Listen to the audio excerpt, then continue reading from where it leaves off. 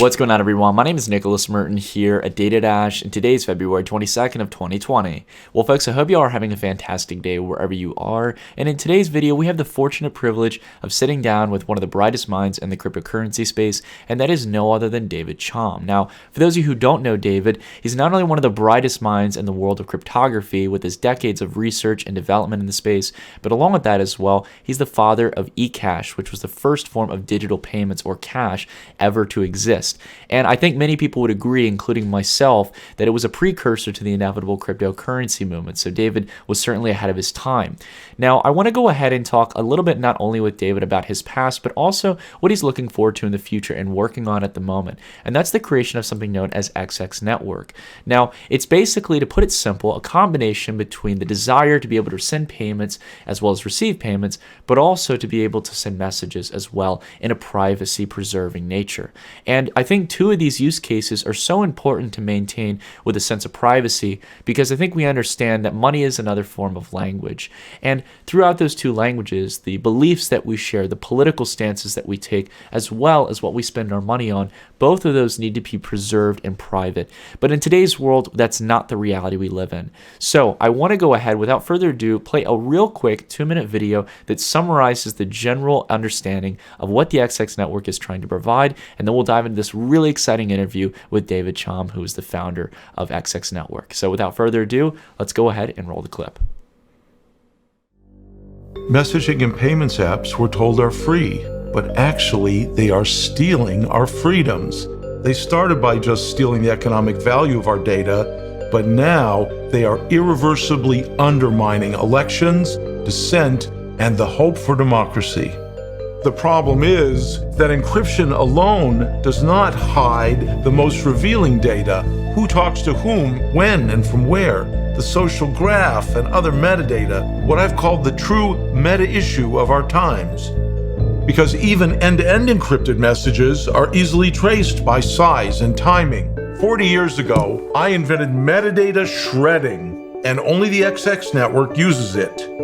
Your smartphone sends encrypted uniform-sized messages, mixed in larger the better batches, thereby shredding the metadata extremely effectively. Addresses are decrypted for delivery, with content, including special digital coins, decryptable by recipients only. Current chains, even though they lack messaging, geometrically fail to scale as users join. Only XX Network scales linearly through to consumer scale. Current chains use so-called encryption standards. Only XX Network uses quantum secure cryptography instead, what the government agencies that issue the standards use to protect their own secrets. Yet ours is built to be easy to switch to. Current chains are more money, more votes. Only XX Network governance is one user, one vote. True decentralization. Now possible with our proven breakthroughs: publicly verifiable, vote-selling resistant, and issue-scalable sample voting. We've been engaging the community, and the XX Collective is growing. So please join us.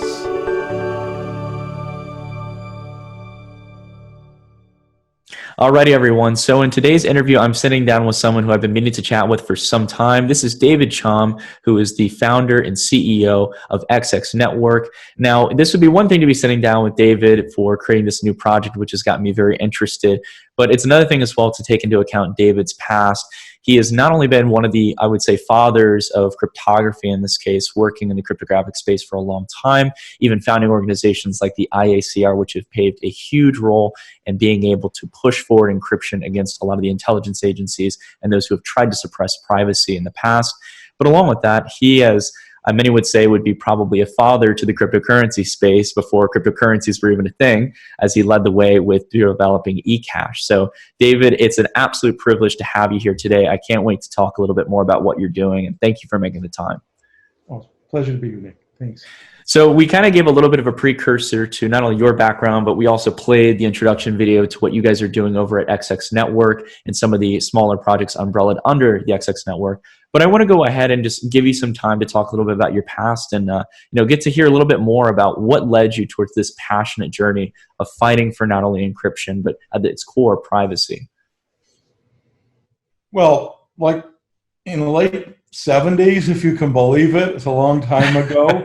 I was a graduate student at Berkeley, and I was doing research in, how you could protect personal privacy in what was sort of obviously, to some of us, going to be the key aspect of the future, that information will play such an important role in our lives in the future, and how critical it would be to protect the individual if the individuals are supposed to have some level of control over the direction of society. I mean, this relates to artificial intelligence, global issues. I mean, it's very much current today, right? And if individuals don't have a protected sphere in which they can develop their political ideas and how they want to vote on things and so on, if they can't pay for information or be a reporter and sell information to others, if they can't talk to friends and family, then you lose the ability to control the direction of society. And computers and information technology,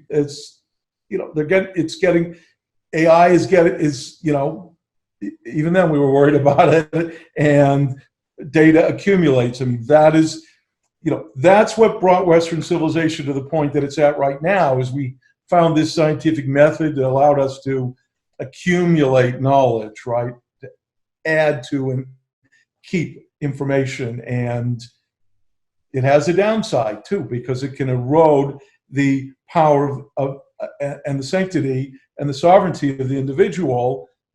And once that happens, then the technology takes over, and the individuals become nothing. And that's not why we've had 40,000 generations of humanity struggling to bring us to where we are today, right? Absolutely. So sorry, I don't want to get too well, honestly, David, I think this movement's a little bit political in nature, and I agree with that message. To go on I guess kind of a simple kind of framework here. Taking a look at the modern world, we're living in an era of big data. In this case, it's very difficult to get an assessment of how much data of ourselves are exposed to the services we use. And even for some of the more privacy-preserving technologies and messengers, the big issue is that they usually just promote the idea of end-to-end encryption. And this is a really great technology, but the key issue here is the metadata, as you're talking about before. It's this mass collection of our day-to-day lives or activities. This is what companies and governments really care about. And I think with what you guys are doing with XX.Network, you're really providing a framework to start the process of weighing away from that system and making sure that we can protect our personal data. So I want to give you a little bit of time just to talk about, at its core, what is XX.Network and what are some of the key technological features that you guys offer? Well, to put this in a bit of context, I mean, it is a fact that the killer app is messaging integrated with payments. That's what WeChat has, billions of users. That's what Facebook's trying to go for, and all these other messaging systems. That's what people want. It's natural. Messaging is an important component of people's interactions with others, as is payments. And there's no doubt about that. But blockchain has not really addressed the messaging part.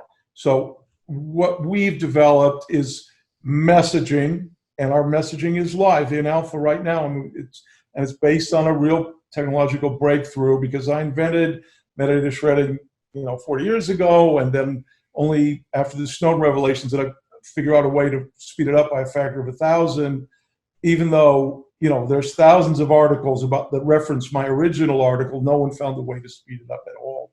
So I found a way to really speed up, which is what you need in order to allow messaging that has, just a couple seconds between when you send it and when it's received. That's what people expect today. And so that's a real technological breakthrough that our Elixir project was based on. And now it's been live for months, and it's quite quite real in alpha, and we've got 600 nodes all signed up in our 3-tier beta program, and so we're working towards rolling out in beta and so on.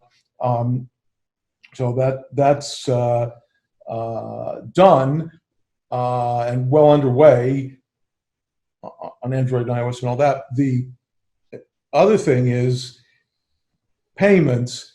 So, okay, yeah, I did propose electronic money in 1982 in my privacy protected payments article, which is a blind signature, was the first electronic money. And then in the 90s, I built a company that issued that eCash first as an airdrop. If you started a shop, we gave you 100 cyberbucks. And then later, it was issued Deutschmark denominated by Deutsche Bank, and then Advanced Bank in Australia. We had a U.S. Bank and other banks around the world issuing it. So it was we actually, it was apparently, perhaps I'm told, the first electronic payment that was ever made over the internet, because the first World Wide Web conference in Geneva at CERN, where the web was invented, had 2 keynote speakers, me and a guy named Tim. And my keynote was first. And in that keynote, I made the first eCash payment from Geneva to Amsterdam, where the DigiCash company was. And in any event, so we have the Elixir messaging portion, and we have the new Praxis payment portion, and together those two projects are what we call XX.Network. Right. And so the Praxis part is a new payment technology that is blockchain and distributed and everything, but it is the first one that is quantum secure.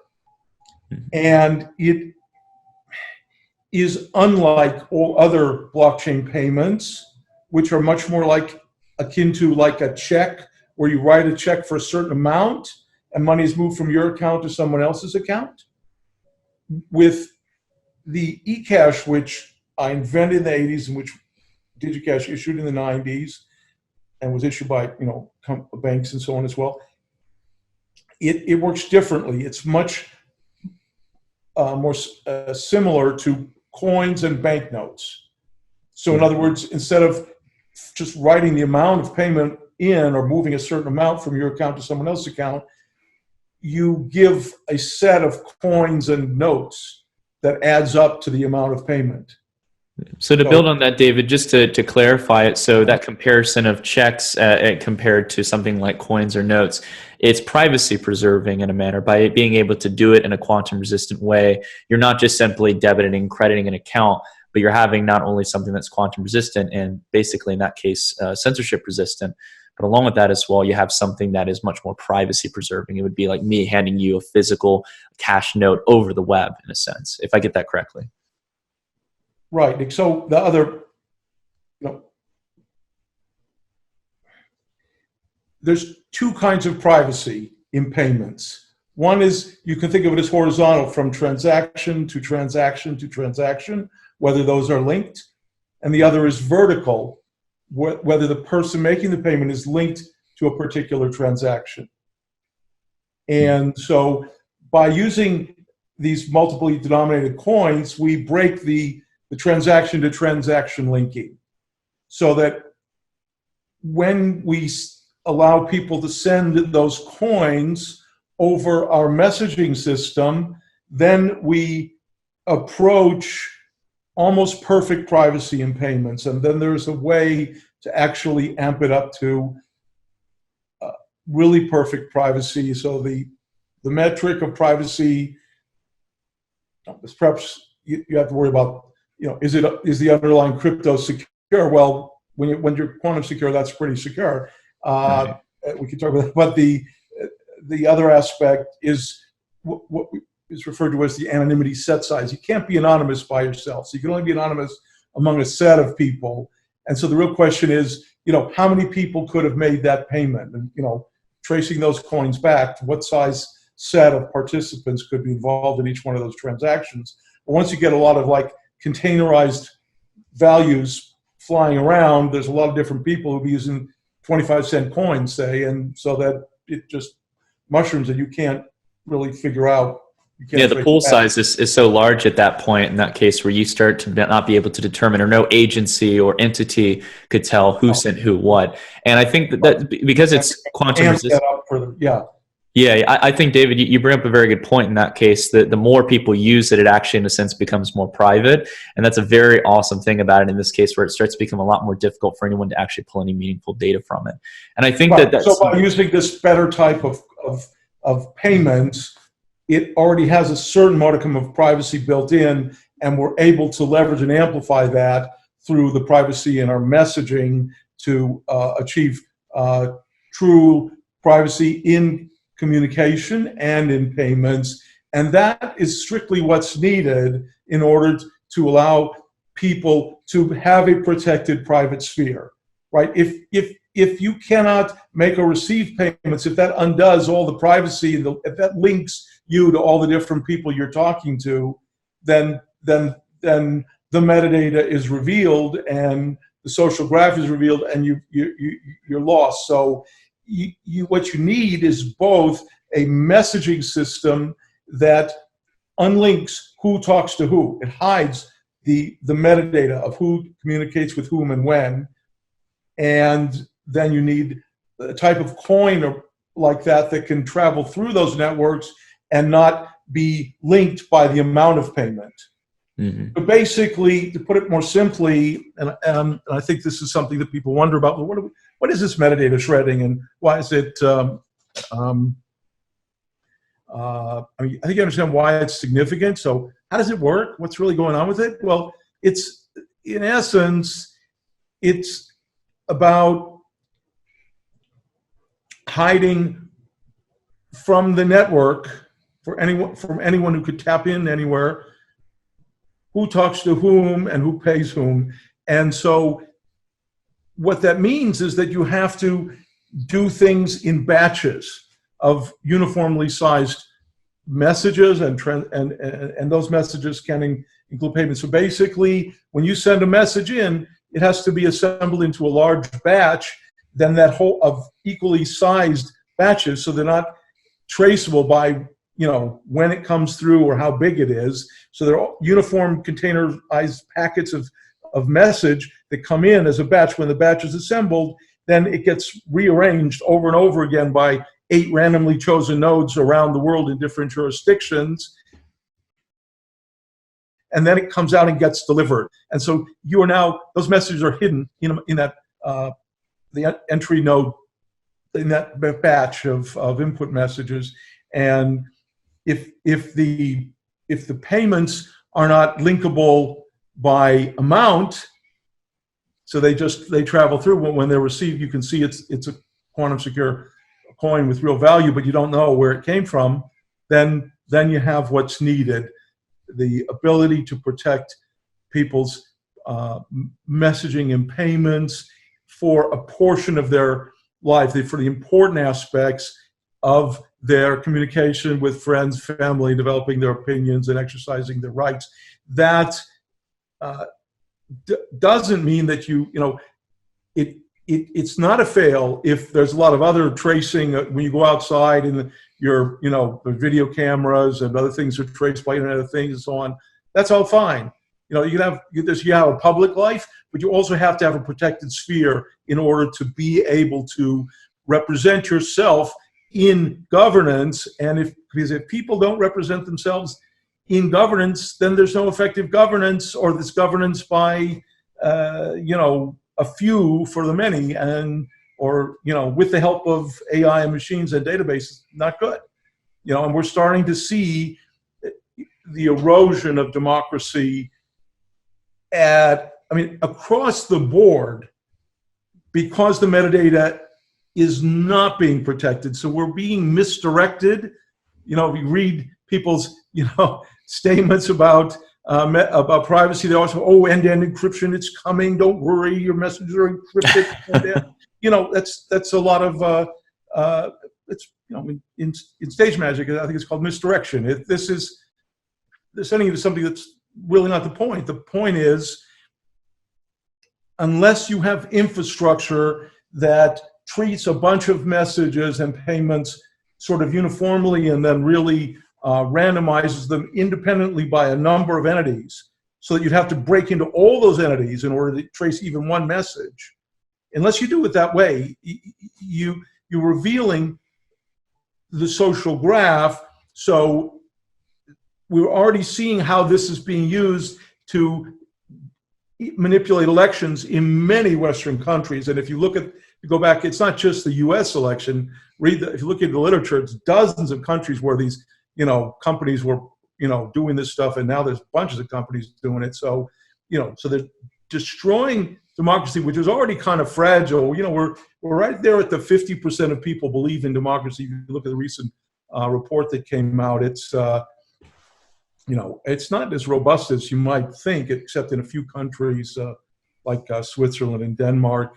But apart from those top few, democracy is below, a 50% confidence level. 50% of the population be confident in a lot of countries. You see the trends differ per region, but it's we're at a very dangerous point, and the only way to sort of, let me just, I'm sorry, I'll just say that, if you look at sort of countries where they had dissent, like, the Arab Spring or this revolt or that revolution, those protests and so on, social media being used to very effectively suppress those by tracing who talks to who and when.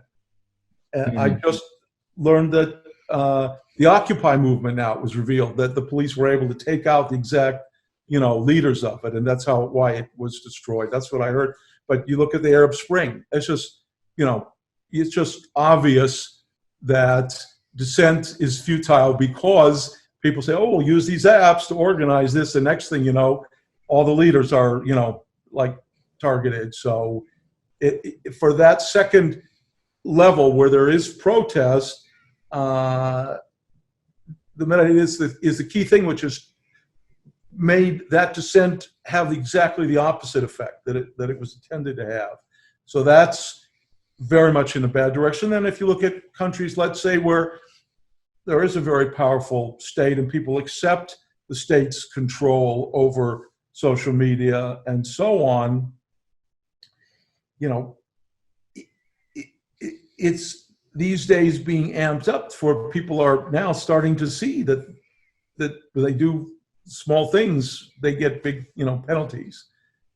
So like, I was traveling, in some of these countries in the last year, and I mean, people tell me it's like a lot worse, now than it was like a year ago and stuff like that. I mean, it's amping up. So when you're a fully controlled society, obviously, it's kind of hard to have a lot of dissent or something like that. Right. So basically, unless we have a mechanism that protects the metadata of messaging and allows payments, in my view, to give it some ability to provide paid information and so forth, and to compensate people for doing, stuff that's in the public interest, across the spectrum of types of countries that we have today, there's a degradation, a shift from one to the next. That's I have to say, David, pretty spooky. You hit on a ton of great points. I think it explains a very good narrative about what we're up against. I think we've been put into a world that has normalized the idea that every single component of our lives, especially in the most private parts, who we vote for, what we believe in, what we practice, those have started to get piled into, for example, websites, for example, like Amazon or Facebook, trying to sell us some good or service. Oh. And as you mentioned, it's not an issue that the world is going to be surveillance. That's something that is going to be larger and larger over the next few years. It's probably going to be inevitable in a lot of ways. But there is a line that's being crossed when it comes to our elections, our personal voting habits, our personal beliefs. That's it. And I think one thing to say as well is that everyone speaks two languages, right? We all speak our native verbal language, but we also speak the language of money. And that's just as important to maintain privacy over when it comes to this. Well, I think so, because you can't get good information and you can't really get a robust structure unless there's a way to compensate people for providing it. So you have to have that value dimension too. A different way to look at this is, in engineering, I believe there's a notion of a control system. You can have a very large factory or car or whatever, but there's a small part of it that kind of determines which parts are fired up and what does what and what adjustments are made, and that's what governance is. I mean, you may hate government, you may be a big fan of government, but I don't think anybody wants government to be controlled by a few people who know everything about everybody. And the only real alternative to that is that everyone needs to have a protected aspect of their lives that they can then use to formulate and weigh in on their own governance. Those are, to me, the only two ways it could really play out. So, I mean, it's a much longer conversation. I'd like to mention also, I guess I should have pointed out that when you asked me,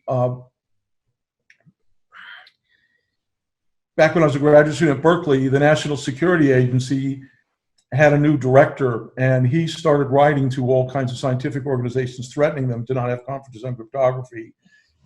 So I'm the one who actually just went ahead and secretly organized a conference on cryptography. And when we held it, I announced there the creation of the International Association for Cryptologic Research, and that it would be holding its next conference in Italy and so on. And that made it an international scientific organization and outside of the control of the U.S. Government, and that kind of set cryptography free. And when I think back about it, I realize, how much danger I put myself. You read those letters that the NSA guy wrote to, IEEE, the ACM, the computer science organization and stuff. I mean, engineering entities. It's he threatened them with the most draconian possible repercussions for even thinking about having a session on cryptography at one of their conferences. So I think I kind of paid my dues 40 years ago to enable cryptography to be available to the public. And I've also put forward some key technological ideas like metadata shredding and privacy protected payments. But it's really only been recently that I decided that, I can't just in good faith sit around and wait for other people to build all this stuff out and figure out all the issues. So I've pushed this forward, and we have built this stuff. And if you read the white paper and look at the technical paper, if you're so inclined, you'll see that the XX.Network just knocks the ball out of the park. We do like all five things and no other chain does. We got the quantum resistance, the metadata shredding, the linear scalability, and sort of true, one user, one vote decentralization. So, some people think that, well, if it's open source, it's all good, and everyone should just work on, whatever their heart sends them to work on in the open source space, and that's, it's all must be good because it's each thing in itself is in a good direction. But actually, we're kind of up against some pretty kind of high time pressure, and I think people will be a lot better off if we pull together a bit to create infrastructure that's really sound. I mean, the counterintuitive, surprising thing about metadata shredding is that the only way to achieve it is by a centralized mechanism, if you will. Now, that doesn't mean that one guy controls it. and it maybe centralized is the wrong word, but by a standardized mechanism, by a common mechanism, a shared mechanism, however you want to say it, you have to have, the ability to pick nodes in an irrefutably random manner at each instant to mix those messages up and hide the information. I mean, so you can still, even though the nodes their activity is transparent, you divide the privacy custody among a randomly set of nodes for each second. And the whole idea, just to make it clear, David, is it's basically you would only need one actor to be truthful in that case to make sure that it passes through properly, right? If I'm correct. That's right. Yeah. So you have, let's say, 8 actors per second. They're unmanipulatedly randomly chosen from, let's say, thousands of nodes, right? Mm-hmm. But yeah, so even if all 8 of them were evil and conspired, and we have ways to sort of prevent that, but they would only learn that one set of tracings. Right. So, that 1 second. So it's, and make no mistake, it may sound like a little precarious, but it's not, because of course we use dummy messages to hide traffic and so on. So just seeing one set also may not be that definitively revealing. And so we have announced NodeCon, which is,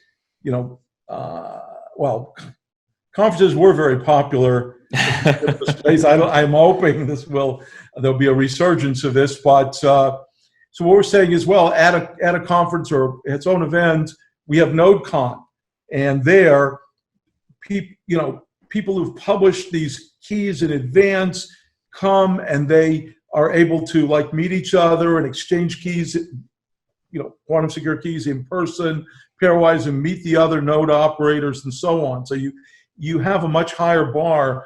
You have a much better chance of having a set of node operators without, very many rotten or corruptible ones in the set. I mean, we've already been cultivating a set of volunteers and through an open process and so forth. So, you shouldn't think of these nodes as completely untrustworthy.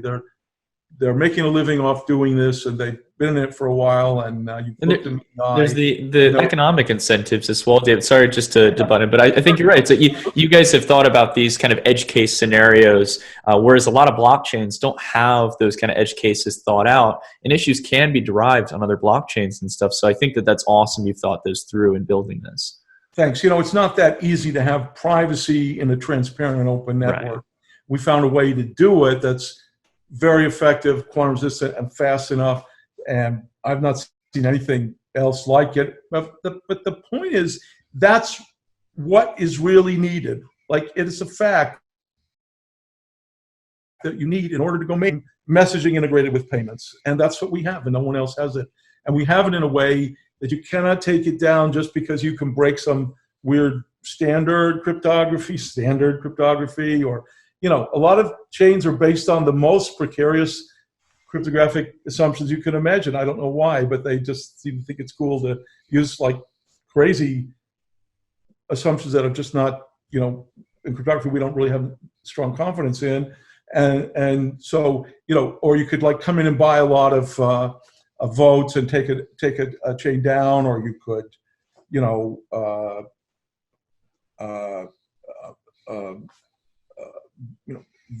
vote it out. There's a bunch of different ways that you can destroy these. You can sort of Sybil attack. So we're trying to make our infrastructure very, very robust, and at the same time, it does what's needed: messaging and payments.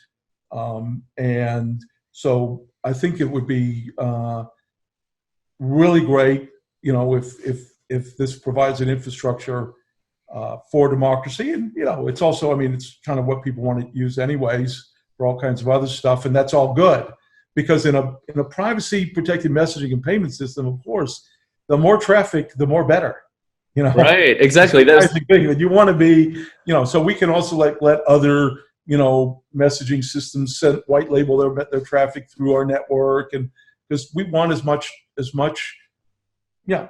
That's one thing I was going to say, David. It's funny you mentioned that. I literally thought, and I hope you definitely. It sounds like you're definitely open to it. I hope that for like encrypted messaging on applications out there, you guys do white label and you guys serve as kind of a backend infrastructure. I think to a lot of applications, even not just through Elixir in this case in your own app, but I think you guys could be building what may be the privacy preserving protocol for payments, and then also messages, which are two key that's components. the way we, yeah, thank you. That's the way we view it. You know, we have a messenger app on Android and iOS. If you look at it, you'll see it's, you know, it works, but it's not, doesn't have all the features of, you know, WeChat or something. It's not intended to. And if you think about it for 2 minutes, you'll realize that to create something to compete with that in every single national market, you know, where people have different ways of using these things, different language, different customs, different history, all this stuff. I mean, that's quite an open-ended project. That's not our aim. Right. This is not our product, if you will. It's just a thing that we threw together so that people could test out our network. But the interface to the network will be open, and it is available right now in what we call the Arrow Sdk. And so you can apply to join the Arrow Sdk program, and then you could send messages over the network, and then in the beta test you'll be able to. So basically, you can make your own messenger or other apps that are not necessarily like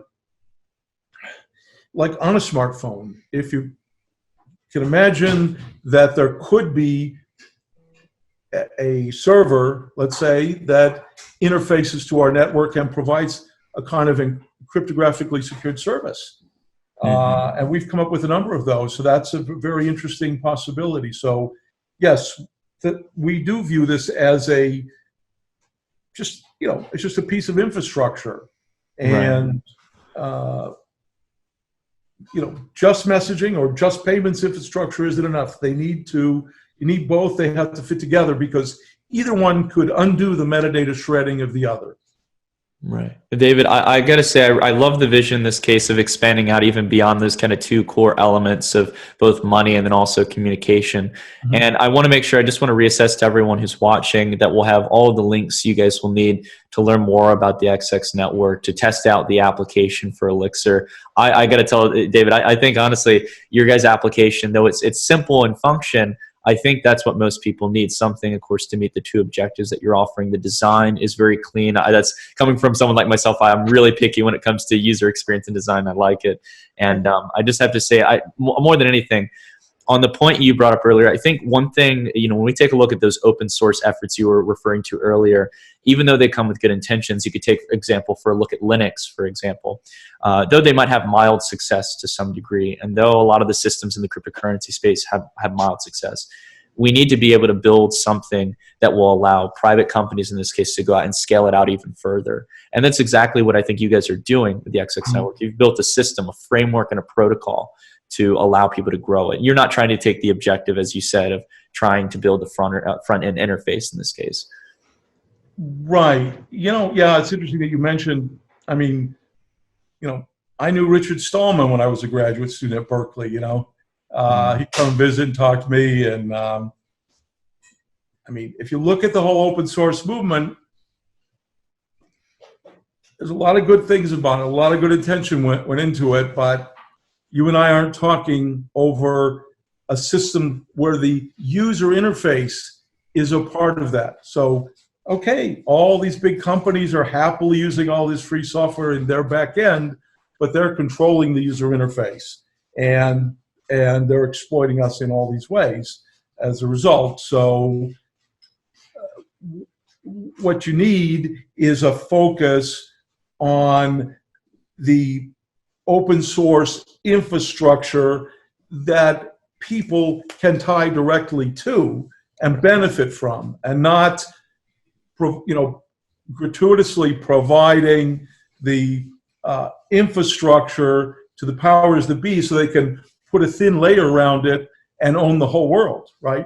We need to have our own, it's an overlay network on the internet, but okay, I mean, that's a reasonable thing to get these days, but we need to have our own open source infrastructure that we have to, as individuals, have direct access to, and that's providing the kind of like services and guarantees that are of interest to us and are essential so that we can, for one thing, at least control the direction of society. Absolutely. That's, absent that, all is lost. I mean, so I mean, I think you said, David, it's about protecting those principles that, multiple generations fought for. And I think it almost seems as if in a generation or two, we've almost forgotten how important they are in society with the fast-paced evolution of technology. So, David, I have to say, man, this has been a wonderful conversation. I think the whole summary of not only the vision that you guys have, but also how you're not just simply theorizing how you build it. You've actually gone out and built it. You've taken the years of experience. Well, it's. I think there's a lot of people have sort of given up, as you say, and this is sort of also that goes with a kind of disillusionment and hopelessness and sort of willingness to do whatever. But the reason for that, to a certain extent, I believe, is because there is no way that people can actually solve it and continue to live their lives. There's no what they sometimes call in business speak replacement product. If I could just switch to a different app and continue doing the things I need to do and be secure in that all this stuff was protected, then that would be very different. I wouldn't have to go into denial that there is a solution and justify why I've just sort of given up and just be disillusioned.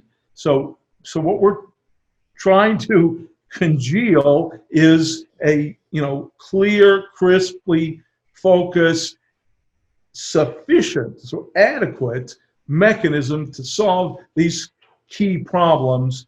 And we're building it. We built part of it, and the other parts, the payment part's a lot easier than the messaging part. The messaging part's all written and is working great. And if you look at the design for the consensus and payments, you'll see it's a lot simpler than most other chains. Many chains don't even have real consensus algorithms. This is a real consensus algorithm. It's quantum secure, and it scales linearly in terms of the work per transaction and per user. So it's not going to take us that long to get it together. And so, that is the XX network. It's the Elixir messaging and the new Praxis consensus and payments parts. And by combining those, we have that new infrastructure that can change everything. Well, David, I have to say I'm excited to see that you guys have been able to put this vision together, and I'm probably more excited as well just to actually start seeing people en masse using this, not only for messaging but for payments. And as you said, all kinds of different use cases that you guys could scale this network to. So I appreciate you making the time. It's been a great conversation. And for those of you, again, who are watching, please do take the time, if you've stuck around for the entire interview and listened in to what David has had to say, check out what they're doing. I think they're doing a lot of great work, guys. I know many of you here on the channel are big on privacy like myself. You're big on preserving not only monetary privacy, but also verbal communication in the sense of privacy. So thank you again, David. It's been an absolute pleasure to talk with someone who's been around the block for a very long time in these respected fields and with all of your accolades. So thank you for making the time to talk. I really appreciate it. Great. Thank you very much. Pleasure.